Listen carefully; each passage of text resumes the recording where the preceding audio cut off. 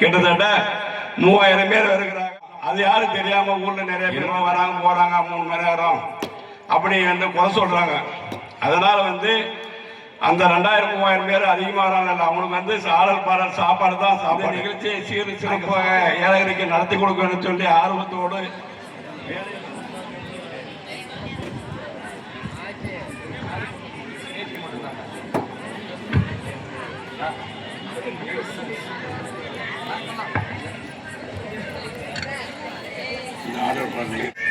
அன்பு சார்ந்த நமது ஏலகிரி ஊர் பொதுமக்கள் பக்த கோடிகள் அனைவருக்கும் இனிய வணக்கம்.